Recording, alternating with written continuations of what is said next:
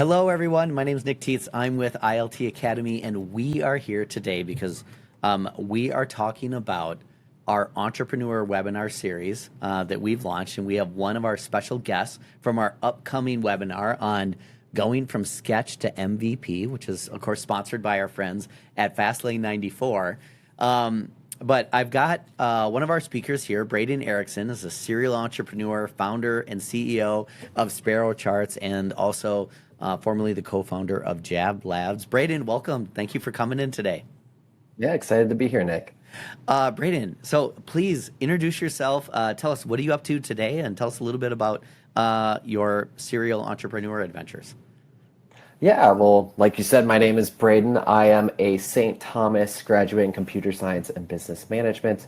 Currently, right now, I am a full-time software consultant helping early stage startups build their own digital products with a focus on web-based SaaS applications.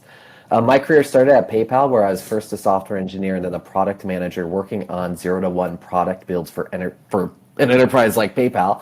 I took that experience and went off to build Sparrow, which was in the marketing and analytics space. We helped marketers automate their stakeholder reporting, grew that to over 6,000 some businesses using the tool, sold it earlier this year, and I've just been helping other startups do the same. Awesome. That's super cool. That's super cool. So what inspired you to launch your business with Sparrow, and how did that idea first come to you?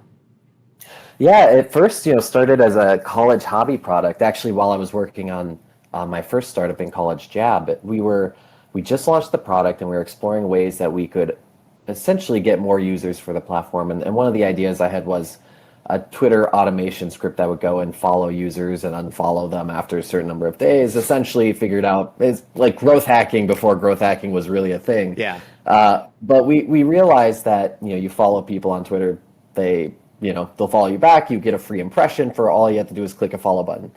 And so I started by just automating that, realized, hey, there's actually value here. And I started selling that as a service to marketing agencies. And what was cool from that was it was just kind of fun little project, a little extra income on the side.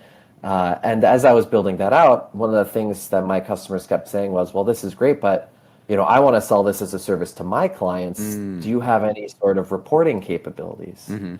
And I was like, no, but tell me more. Is that important to you? And they're like, yeah, even just not only your product, but just across all my marketing channels and all the campaigns I'm running. If I just had an easy way to automate those reports, have it all in one place, all the tools out there are clunky or don't really work with this tool or this tool. And ultimately, it was accidental customer discovery. But I was a PM at the time, put my hat on. I was like, okay, this is interesting.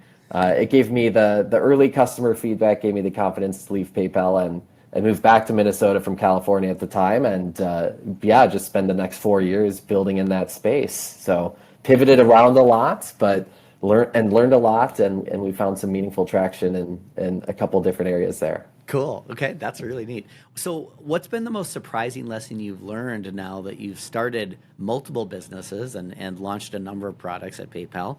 How would you what would you share in this little teaser for entrepreneurs?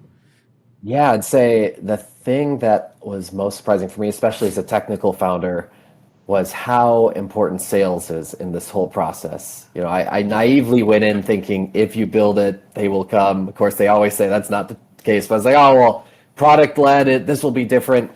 Well, it took me a few years into my entrepreneurial journey with Sparrow to realize that you could spin up some designs in Figma or sketch it out on a piece of paper, show it with prospective customers, and you could close deals even before you've written a line of code.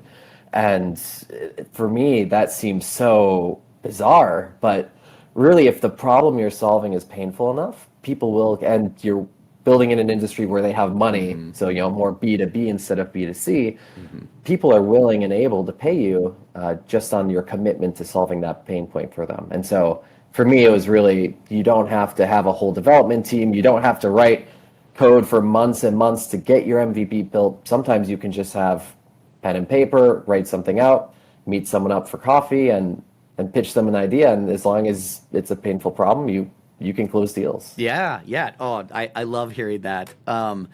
We are going to talk a lot more about that. Guys, again, this is just a quick teaser for our Sketch to MVP webinar. It is on Thursday, December 12th from 12 to 1:30.